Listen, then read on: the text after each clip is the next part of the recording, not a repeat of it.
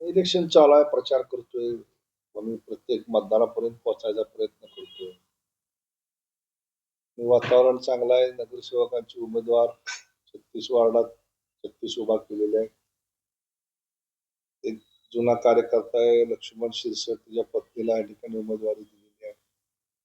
आणि भारतीय जनता पक्षाच्या कामाच्या जोरावरती या ठिकाणी आम्ही मत मागतोय. वातावरण चांगलं आहे. मला तुम्हाला पत्रकारांना तुमच्या माध्यमातून सगळ्यांना विनंती करायची आहे की तर म्हणजे या निवडणुकीमध्ये नगरपालिकेचं उत्पन्न, त्याचे खर्च, त्यातनं होणारी विकास कामं ह्याच्यावर चर्चा झाली पाहिजे. 2016च्या निवडणुकीमध्ये आम्ही दिलेली आश्वासनं, आमचा जाहीरनामा, त्याच्यामध्ये केलेल्या कामाची पूर्तता ही खरं म्हणजे ह्या ठिकाणी चर्चा होऊन काम झालं का नाही झालं हे आपण बघितलं पाहिजे. दुर्दैवानं केलेल्या कामापेक्षा न झालेल्या कामाची चर्चा आणि मग कुठंतरी धुळच आहे, खड्डाच आहे, कुठं काय आहे, अशा पद्धतीनं आणि वैयक्तिक टीका टिप्पणी निवडणूक नगरपालिकेची. एका बाजूला आम्ही म्हणतोय विकास करा, ही म्हणतात परिचारकांना हटवा. आम्ही म्हणतो गावाला चांगलं पाणी द्यायचंय, चांगले रस्ते द्यायचे. ते म्हणतात परिचारकांच्या विरोधामध्ये आपण एक होऊ. मला कळेना निवडणूक परिचारकांच्या विरोधातली आहे का पंढरपूर शहराच्या विकासाची. माझं विजन आज नाही, गेली 25 वर्ष मी या शहरात काम करतोय. 2016च्या निवडणुकीमध्ये माझ्याकडे आज 2016चा जाहीरनामा आहे. दुर्दैवानं त्या जाहीरनाम्यावरती कोणीच चर्चा करत नाही. हा माझा 2016चा जाहीरनामा आहे. त्यात आम्ही जी काय आश्वासनं दिली त्यातली 80% पेक्षा अधिकची आश्वासनं आम्ही पूर्ण केली. आम्ही त्यात दिलं होतं की पंढरपूरच्या उपनगरामध्ये ड्रेनेजची व्यवस्था परिपूर्ण करण्याचा प्रयत्न करू. आज टप्पा क्रमांक 3 पूर्ण झाला, टप्पा क्रमांक 4चं काम चालू आहे. आम्ही दिलं होतं पंढरपूर शहरातली जड वाहतूक कमी करायची, आपल्याला रिंग रोड तयार करू. आपण बघताय की वाखरीपासून इकडं देगाव पर्यंतचा किंवा वाखरीपासून कुर्टी, टाकळी, आनवली पर्यंत रिंग रोड जवळजवळ 70% 80% रिंग रोड पूर्ण झाला. आम्ही सांगितलं होतं की गावातले रस्ते चांगले करू. आज आपण उपनगरातले जे प्रमुख रोड आहे, अगदी DYSP बंगल्यापासून ते महूद रोड असेल, सरगम चौकापासून वाखरीकडे जाणारा रस्ता असेल किंवा उपनगरामध्ये जे डेव्हलपमेंट DP रोड आहे प्लॅनमध्ये, ते सगळे रस्ते करण्याचं नियोजन केलं. जवळजवळ 157 कोटी रुपये, त्याच्यापेक्षा अधिकचं रस्त्याचं काम या ठिकाणी पूर्ण झालं. शहरात पाण्याचं नियोजन केलं. 18 पाण्याच्या टाक्या या शहरामध्ये आपण उभा केल्या आणि त्यामधून सगळ्या भागाला समप्रमाणात कसं समदाबाने पाणी जाईल त्याचं नियोजन. 1970-75 सालातली पाण्याची योजना होती, त्याचा आता आयुष्यमान संपत आलंय. तेव्हा लोकसंख्या होती 25-30 हजार, आज झाले 1.5 लाख. पुढच्या 25 वर्षाचं नियोजन करणारी पाण्याची व्यवस्था उभा करण्यासाठी जवळजवळ 98 कोटी रुपयाची योजना ह्या ठिकाणी सुरू आहे. पद्मावती लेक आपण डेव्हलप केला, तिथं तुळशीवन डेव्हलप केलं. पंढरपूर शहरामध्ये जे छोटे छोटे रस्ते त्याकरता DPDCच्या माध्यमातून जवळजवळ 50 कोटीपेक्षा अधिकचा निधी गेल्या 5-6 वर्षामध्ये आम्ही आणला. दलित वस्तीमधनं झोपडपट्ट्यामध्ये सगळे रस्ते आपण बघा आज कॉन्क्रीटचे केलेले आहेत. आणि रस्ते, पाणी, ड्रेनेज ही सगळी निरंतर चालणारी प्रक्रिया. आज ज्या भागात केलेलं काम असतंय ते 5 वर्षानं तिथे दुरुस्ती करावी लागते, तिथे काहीतरी प्रॉब्लेम असतात ते बदलावे लागतात. त्यामुळे मग कुठंतरी काहीतरी राहतं, काहीतरी होतं. पण काम कोण करतंय हे तुम्हा पत्रकारांनाही माहित आहे. त्यामुळं कडुलिंबाला कुणी दगड मारत नाही, आंब्याला दगड का मारतात, त्याकडनं फळ मिळणार. म्हणून परिचारकाला टार्गेट केलं म्हणजे निवडणूक जिंकता येते, असा एक समज गेल्या 10-25 वर्षामध्ये या शहरात सेट झाला. आणि मग कुठलं तरी नेरेटिव्ह घ्यायचं आणि काहीतरी बाष्पळ वडबड करायची. माझा मुद्दा आहे की 2016च्या जाहीरनाम्यामध्ये आम्ही दिलेल्या वचननाम्यामध्ये जी आश्वासनं दिली होती त्याची पूर्तता झाली का नाही हे तुम्ही मला विचारा. भविष्य काळात काय करणार आहे याबाबतचं तुम्ही मला विचारा. तुम्ही सांगितलं की विजन काय आहे.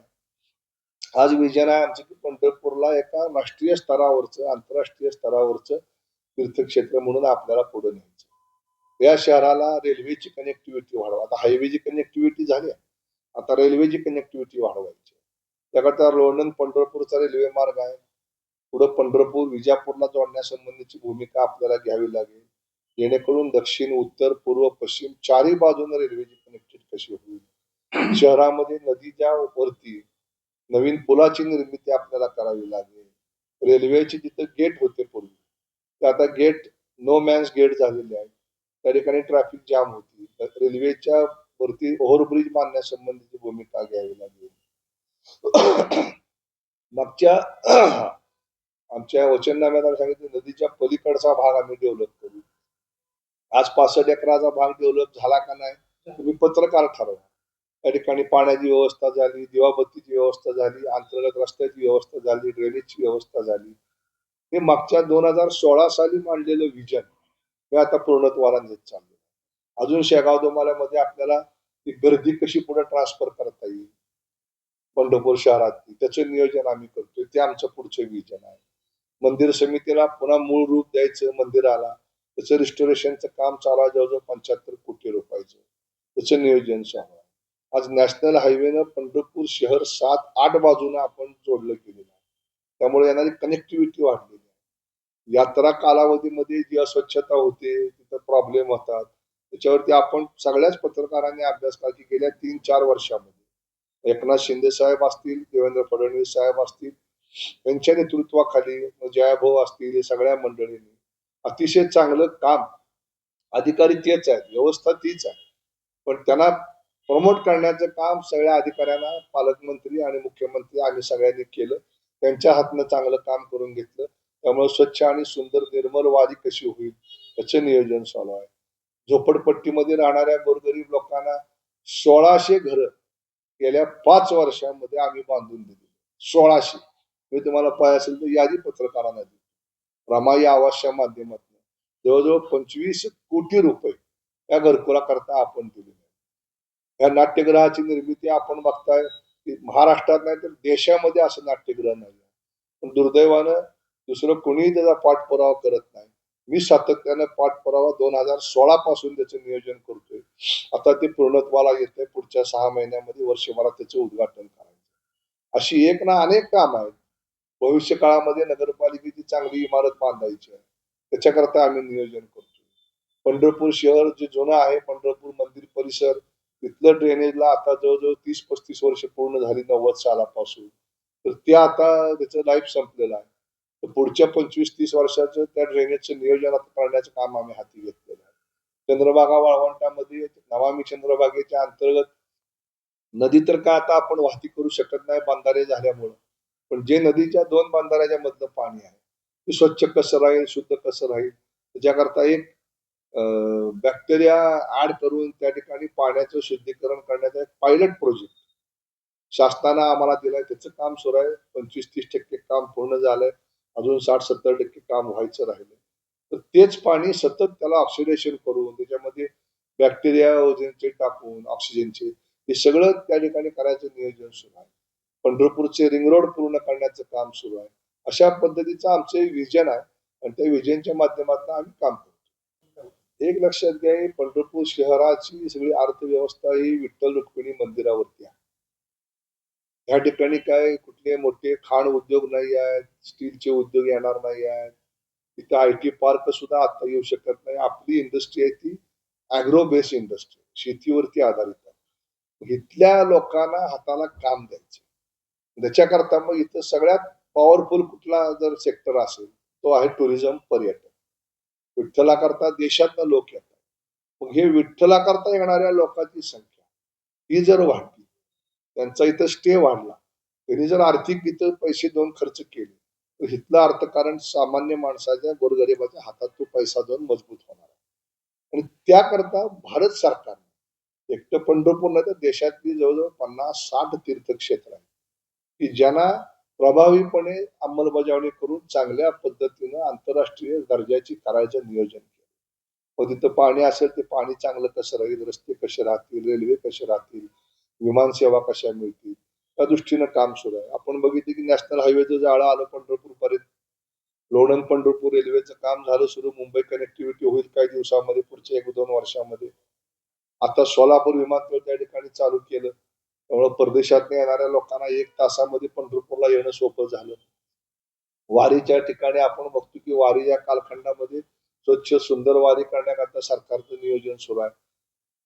याचा उद्देश असा आहे की हे गाव चांगलं तीर्थक्षेत्र म्हणून निर्माण व्हावं आणि इथं येणाऱ्या भाविकाला, वारकऱ्यांना चांगल्या सेवा सुविधा मिळाव्या. मग कुठलंही काम करत असताना कुठेतरी कोणीतरी पायाचा दगड झाल्याशिवाय कोणीतरी शिखरावरती जाऊ शकत. मंदिर परिसरामध्ये 2084 साली पहिल्यांदा जेव्हा मास्टर प्लॅन झाला तेव्हा अशीच टीका झाली. कशाला मास्टर प्लॅन पाहिजे, कशाला गर्दी पाहिजे, माणसं कुठे येतात, काय येतात. पण आज आपण बघतोय की पंढरपूर शहरामध्ये प्रचंड वाहनाची कोंडी होतीये, गर्दी आहे. शनिवार रविवारी 2-2 लाख लोक शहरामध्ये येतात. हे कधी अपेक्षित नव्हतं. आज ही 2 लाखाची संख्या उद्या 5 लाखावर जाणार. उद्या आज 10 लाख, 20 लाख, 25 लाख वारकरी येतात, ती उद्या 50 लाखावर जाणारी यात्रा काळा. आणि त्यासाठी म्हणून जे काही करावं लागेल ते करायचं शासनाचं नियोजन. कॉरिडॉर शब्द कुठनं आला मला माहित नाही. शासनाच्या कागदोपत्री असा कुठलाही कॉरिडॉर नावाचा शब्द नाही. मंदिर परिसरामध्ये देवेंद्र फडणवीस साहेबांनी सांगितलं की इथे ज्या सुविधा करत असताना एकही माणूस त्या ठिकाणी कुठल्याही त्याला मिळणाऱ्या व्यवसायापासून वंचित राहणार नाही. एकही दुकानदार असा शब्द त्यांनी दिलेला. समजा कोणाचं जर ऍक्टिव्हेशन करावं लागत असेल, घर घ्यावं लागत असेल तर त्याला चांगला मोबदला, न भूतो न भविष्यती असा मोबदला देऊ असा शब्द त्यांनी वापरला.